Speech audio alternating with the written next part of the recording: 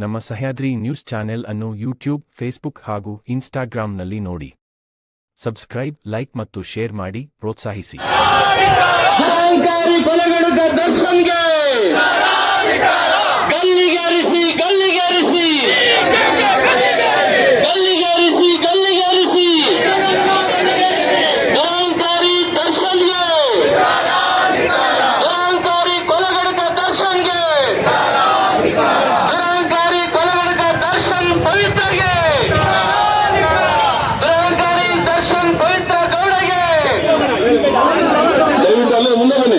ಮುಂದೆ ಬಂದು ಎಲ್ಲ ಮೆಟ್ರೋಗೆ ಆಸೀನಾಗಬೇಕು.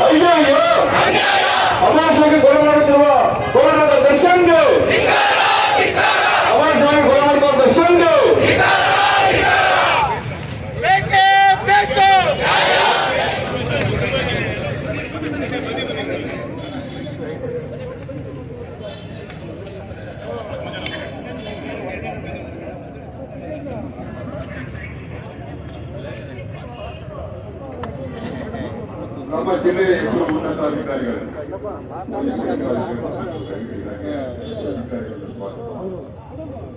ಅವರು ಕೂಡ ನಮ್ಮ ಗಮನದಲ್ಲಿ ಪಾಲ್ಗೊಂಡಿದ್ದಾರೆ. ಕರ್ನಾಟಕದ ಇತಿಹಾಸದಲ್ಲಿ ಅಮಾನಿಸುವಂತಹ ನಂಬಿಕೆಯನ್ನ ಭಯೋತ್ಪಾದಕರು ಕೂಡ ಮಾಡಿಲ್ಲ. ಅವರ ರಾಜ್ಯದಲ್ಲಿರ್ತಕ್ಕಂಥ ಯಾವುದೇ ನಾಗರಿಕ ಸಂಘಟನೆ, ಪ್ರಜ್ಞಾವಂತ ಸಂಘಟನೆಗಳ ಖಂಡಿಸಲಿಲ್ಲ. ಹೆಂಡತಿಯ ಮೇಲೆ ಹಲ್ಲೆ ಮಾಡಿದಂತಹ ಆ ಶೂರನನ್ನ ಹೊರದೊಡ್ಡ ವಿಜೃಂಭಣೆಯಿಂದ ಸ್ವಾಗತವನ್ನು ಮಾಡಿದರು. ಅವರ ತಂದೆ ಸಿನಿಮಾದಲ್ಲಿ ಮಾತ್ರ ಖಳನಾಯಕರಾಗಿದ್ದರು, ಈಗ ನಿಜಜೀವನದಲ್ಲೂ ಖಳನಾಯಕರಾಗಿದ್ದಾರೆ. ಅತ್ಯಂತ ಕ್ರೂರವಾಗಿ ರೇಣುಕಾಸ್ವಾಮಿಯ ಹತ್ಯೆಯನ್ನ ವಿವಿಧ ಅಂಗಾಂಗಗಳಿಗೆ ಹಲ್ಲೆ ಮಾಡೋದ್ರ ಮೂಲಕ ತಾವೆಷ್ಟು ಪರಿಣಿತರು ಕೊಲೆ ಮಾಡೋದ್ರಲ್ಲಿ, ಎಕ್ಸ್ಪರ್ಟ್ಗಳು ಕ್ರೂರತ್ವದಲ್ಲಿ ಅನ್ನೋದನ್ನು ಸಾಬೀತು ಮಾಡಿದ್ದಾರೆ. ಇಂಥ ದರ್ಶನ್ ಮತ್ತು ಅವರ ತಂಡಕ್ಕೆ ಕ್ರೂರವಾದಂತಹ ಶಿಕ್ಷೆ ಆಗಬೇಕು. ಆ ಶಿಕ್ಷೆಯನ್ನು ಕೊಡಿಸುವ ದಿಕ್ಕಿನಲ್ಲಿ ನಾನು ಪೊಲೀಸ್ ಇಲಾಖೆನ ಅತ್ಯಂತ ಬೆನ್ನೆದಿಂದ ನೆನಪಿಸಿಕೊಳ್ತೇನೆ. ಆತ ಎಷ್ಟು ಪ್ರಭಾವಿಯಾಗಿದ್ದರು ಕೂಡ ಅವರ ಸಂಘಟನೆಗಳೆಲ್ಲರೂ ಬಂಧಿಸಿ ಕರ್ಕೊಂಡು ಬರ್ತಾ ಇದ್ದಾರೆ. ನೇರವಾಗಿ ಅಧಿಕಾರಿಗಳು ಅವರ ಮನೆಗೆ ಹೋಗಿ ಕರ್ಕೊಂಡು ಬಂದಿದ್ದಾರೆ. ಆನಂತರ ಯಾವುದೇ ಹಸ್ತಕ್ಷೇಪ ಇದರಿಗೆ ಪೊಲೀಸ್ ಕಮಿಷನರು ನಿಂತುಕೊಂಡು ತನಿಖೆಯನ್ನು ಮಾಡ್ತಾ ಇದ್ದಾರೆ. ಆ ಕುಟುಂಬಕ್ಕೆ ನ್ಯಾಯವನ್ನು ಕೊಡಿಸಬೇಕಾಗಿದೆ ನಾವು ಅನ್ನೋಂಥ ಜವಾಬ್ದಾರಿಯ ಮಾತನ್ನು ಕೂಡ ಪೊಲೀಸ್ ಕಮಿಷನರು ಮಾತಾಡಿದ್ದಾರೆ.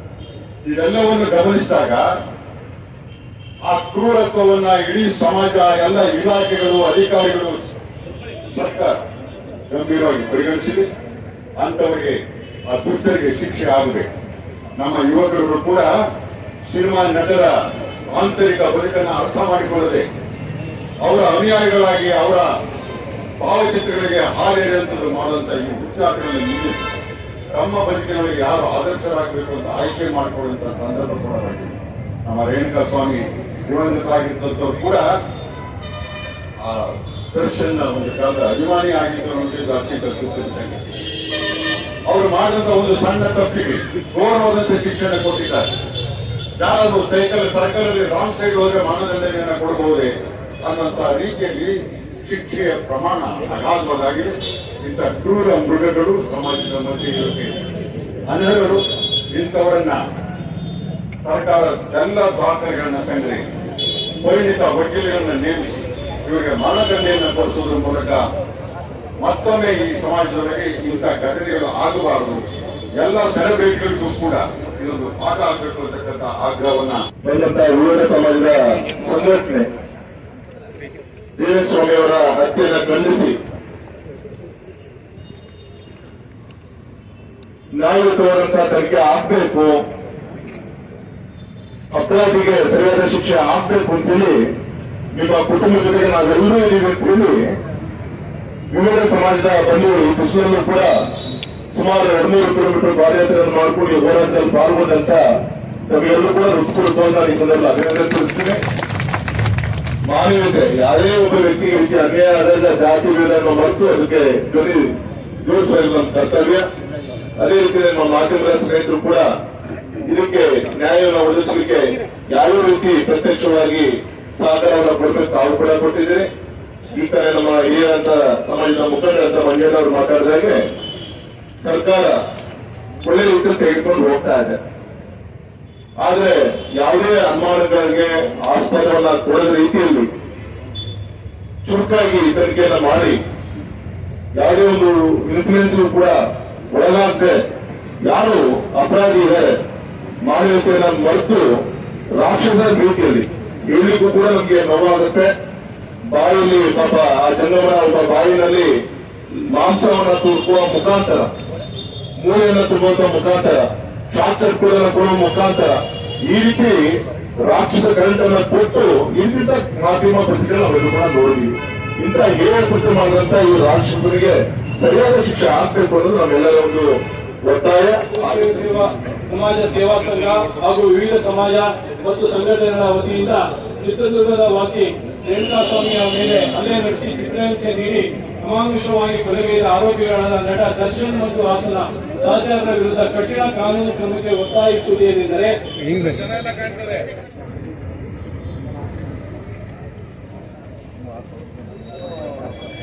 ದಯಾನಂದ್ ಅವರು ನಮ್ಮನ್ನು ಕರೆಯ ಕಳಿಸ್ಕೊಂಡು ಯಾವುದೋ ಒಂದು ದೃಷ್ಟಿಯಲ್ಲಿ ನಮಗೆ ಸ್ವಲ್ಪ ಅನುಮಾನ ಬಂತು, ಈ ಶಾಮಿಯಾನ ಹಾಕಿದ್ದಾರೆ ಅದು ಅಂತ.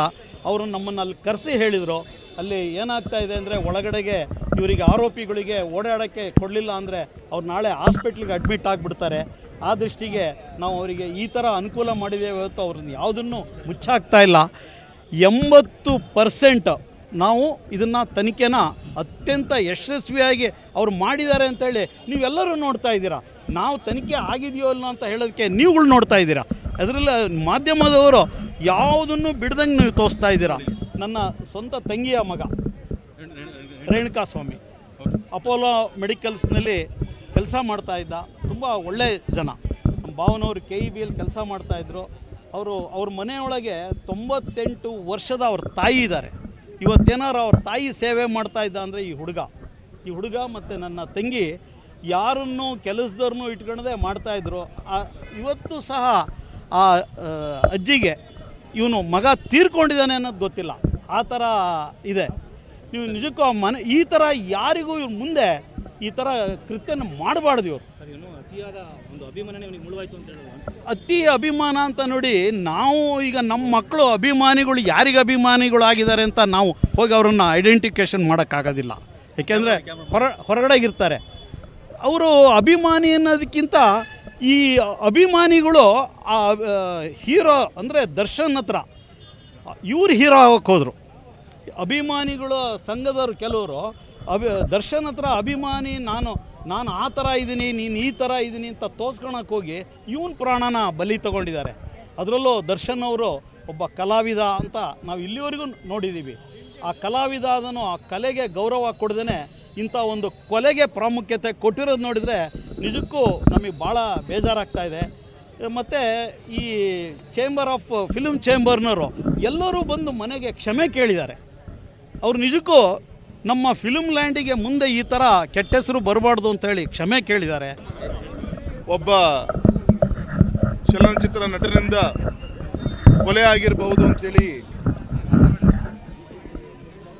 ಮೃತ ವ್ಯಕ್ತಿ ರೇಣುಕಸ್ವಾಮಿ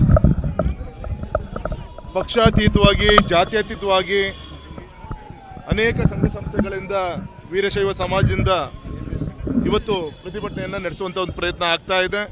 ಗುರುಗಳ ಒಂದು ನೇತೃತ್ವದಲ್ಲಿ ಇವತ್ತು ನಡೀತಾ ಇದೆ. ಈ ಸಂದರ್ಭದಲ್ಲಿ ಎಲ್ಲರ ಒತ್ತಾಯ, ನಮ್ಮೆಲ್ಲರ ಒತ್ತಾಯ,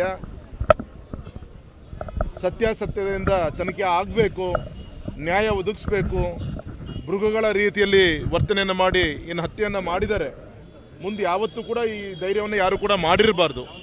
ಆ ರೀತಿಯಂಥ ಒಂದು ಪನಿಷ್ಮೆಂಟನ್ನು ಇವತ್ತು ನ್ಯಾಯಾಲಯದ ಚೌಕಟ್ಟಲ್ಲಿ ಸಿಗಬೇಕು. ಮತ್ತು ಆ ಮೃತ ಕುಟುಂಬಕ್ಕೆ, ಚೊಚ್ಚಲು ಗರ್ಭಿಣಿ ಇದ್ದಾಳೆ ತಾಯಿ, ಅವರಿಗೆ ಎಲ್ಲ ರೀತಿಯಿಂದ ರಕ್ಷಣೆ ಮತ್ತು ಸರ್ಕಾರದಲ್ಲಿ ಬರುವಂಥ ಅವರಿಗೆ ಒಂದು ಉದ್ಯೋಗವನ್ನು ಸೃಷ್ಟಿ ಮಾಡಲಿಕ್ಕೆ, ದೊಡ್ಡ ರೀತಿಯಲ್ಲಿ ಪರಿಹಾರವನ್ನು ಕೊಡಲಿಕ್ಕೆ, ಮತ್ತು ಈ ಸಂದರ್ಭದಲ್ಲಿ ಯಾವುದೇ ಅಧಿಕಾರಿಗಳನ್ನು ಟ್ರಾನ್ಸ್ಫರ್ ಮಾಡದೆ ನಿಷ್ಪಕ್ಷಪಾತವಾದಂಥ ಒಂದು ತನಿಖೆ ಆಗಬೇಕು ಅಂತ ನಮ್ಮೆಲ್ಲರ ಒಂದು ಒತ್ತಾಯ ಇದೆ. ಆ ದಿಕ್ಕಲ್ಲಿ ಕೈ ಜೋಡಿಸಿದಂಥ ಎಲ್ಲ ನಮ್ಮ ಸಂಘ ಸಂಸ್ಥೆಯ ಎಲ್ಲ ಪ್ರಮುಖರಿಗೆ, ಗುರುಗಳಿಗೆ, ಸಮಾಜ ಬಂಧುಗಳಿಗೆ, ಮಾಧ್ಯಮದ ಸ್ನೇಹಿತರಿಗೆ, ಎಲ್ಲ ಧರ್ಮದ ಪ್ರಮುಖರಿಗೆ ನಿಮ್ಮೆಲ್ಲ ಪರವಾಗಿ ನಾನು ಕೃತಜ್ಞತೆ ಸಲ್ಲಿಸ್ತೇನೆ ಮತ್ತು ಸರ್ಕಾರಕ್ಕೆ ನಾನು ಒತ್ತಾಯನೂ ಕೂಡ ಮಾಡ್ತೀನಿ ಸರ್.